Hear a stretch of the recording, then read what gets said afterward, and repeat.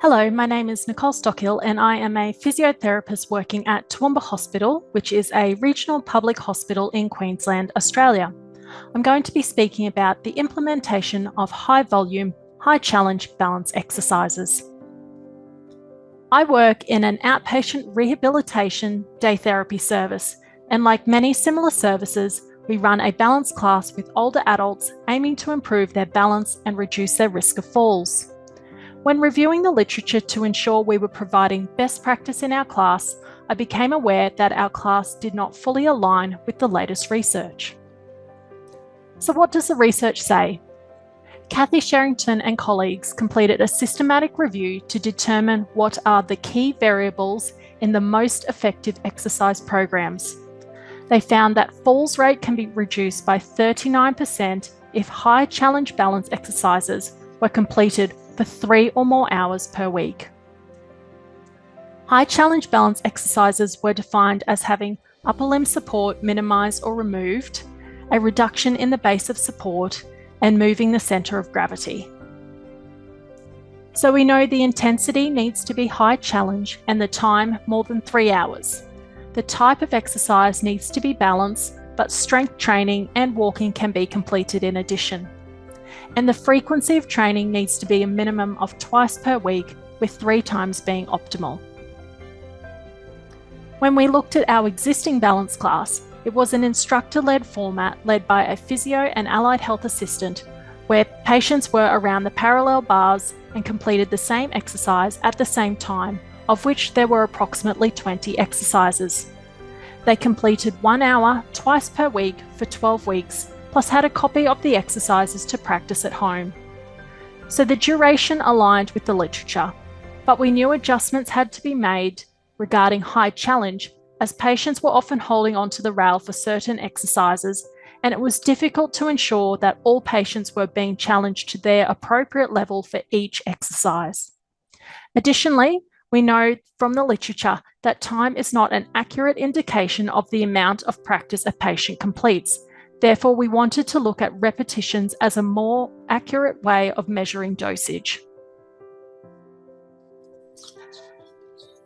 We reviewed the existing balance class through video recordings of 20 patients and determined that patients completed on average 323 repetitions per class, but only 101 of these were high challenge as per the Sherrington criteria. We know balance training involves skill reacquisition. Therefore, following the principles of motor learning, high amounts of practice in the order of hundreds of repetitions are required to induce neural change. So we also wanted to look at strategies to help achieve high volumes of practice in addition to high challenge. We implemented several changes to help align with the evidence. To achieve high challenge exercises, we changed to a circuit class format with 8 6-minute stations that were designed to incorporate all 3 high challenge criteria. Each station had 3 levels of difficulty, and posters were used to outline the instructions. Where and how stations were set up was carefully considered to ensure safe practice without the use of upper limb support, but having nearby supports to help steady themselves if they lost their balance. We kept the same staffing as the previous class, with a physio and allied health assistant present, with a maximum ratio of 1 staff member to 4 patients. To help achieve a high volume of practice, similar to the existing group, classes were 1 hour twice per week for 12 weeks, plus their home program, to ensure they had at least 3 hours of practice per week. Patients were actively encouraged by staff to complete as many reps as they could. Tally counters were used to aid counting, and record sheets were used to record and track practice. Family could also be involved to assist with counting if they were present at the class. Additionally, education was provided to staff in team meetings and in services on the evidence-based recommendations of high challenge and high volume. This assisted with staff buy-in for implementing the changes and helped with consistency regardless of which therapist was running the group. Additionally, patients were also educated on the evidence and expectation of completing high volume, high challenge exercises. Looking at the proportion of exercises that met all 3 high challenge criteria, In the existing class, only 31% of repetitions completed were high challenge. In the circuit class, all exercises aligned with high challenge. We looked at the record sheets of 20 patients and they achieved on average 894 repetitions per class.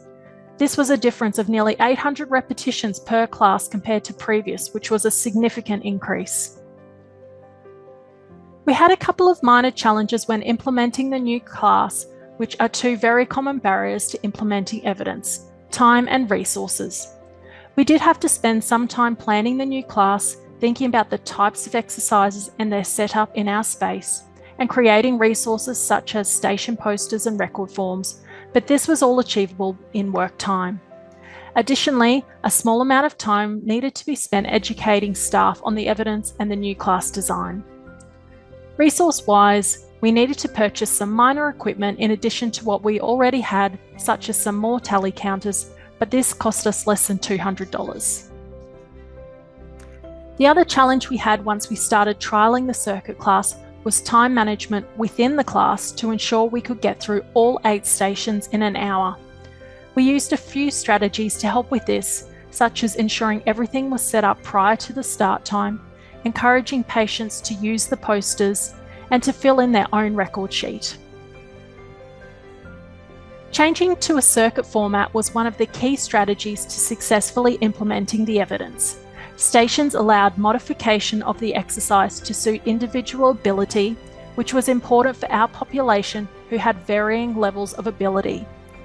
Our population is quite stereotypical of that which you would see in most falls and balance classes. The average age was around 80 years old, lots of comorbidities including 1/3 with falls-related fractures, and a timed up and go time of around 16 seconds. Several studies have found circuit classes to be safe and effective in similar populations. There were higher volumes of practice compared to the existing group as patients were active for more of the class time due to set timeframes for the exercises, fewer exercises to change between, and utilising posters for instructions rather than the physio needing to demonstrate each exercise. Like anyone, older people need to be engaged and motivated when exercising. Staff were enthusiastic during classes, helping set a positive environment. Self-efficacy was promoted through educating patients and supporting autonomy by encouraging them to control their practice at each station, which is important in establishing long-term self-management. The use of record sheets help provide knowledge of results, which is known to influence motivation in geriatric rehab. Additionally, using goal-oriented instructions like we did have similarly been shown to increase numbers of repetitions of practice in stroke rehabilitation. We successfully developed and implemented a new circuit balance class that resulted in patients successfully completing a high challenge balance program with high volumes of practice. The class also resulted in improved balance outcomes. We managed to achieve this with no changes to staffing levels, a minimal increase in resources, and with no adverse events such as falls. Thank you must go to the physiotherapists and AHAs involved in implementing this change, which has helped ensure its success. I encourage you to consider if your balance class is meeting the latest evidence or if changes need to be made. I have made available some of our resources which may assist you in getting started, or I am also happy to be contacted for further information.